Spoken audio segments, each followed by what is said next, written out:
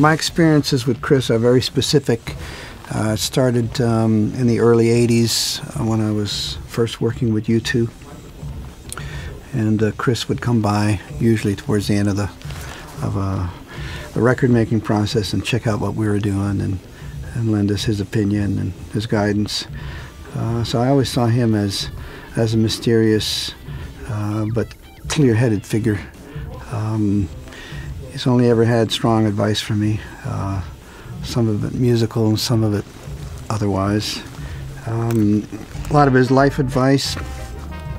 He's a Jamaica man, as you know, and I keep a place in Jamaica. In fact, I rented a little cottage from Chris for a good decade, and so we've had many crossings in Jamaica, and I think that's kind of a great, strangely enough, a great neutral musical ground to meet somebody at. I come from small town Canada, and to be in a room with highly intelligent and creative people is quite an honor, and I've been able to be in that room many times with different artists.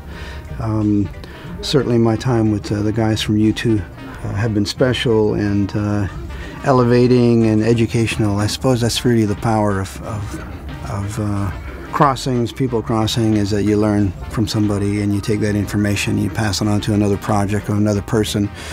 And it's this great process of osmosis that keeps everybody alive and keeps the standards high.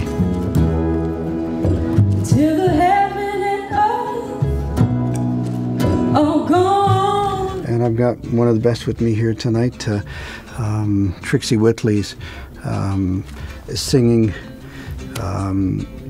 in our new band called Black Dub, and she's a great songwriter herself, and I feel very proud to be associated with a profound young person who's found her voice, and I don't mean just the singing voice, finding a voice in the broad way of looking at it.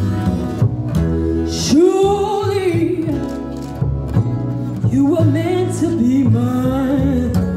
Singing was like the thing I kind of always did, and then picking up instruments was something that was more like a decision, you know, but singing was just kind of, it was just like there. And I started when I was young. I mean, I'm still really young, but when I was like, first time I was on stage, I was like 3 or something, so. It's just nice to be in town at a celebrative moment like this. And as dedicated music lovers, let's party.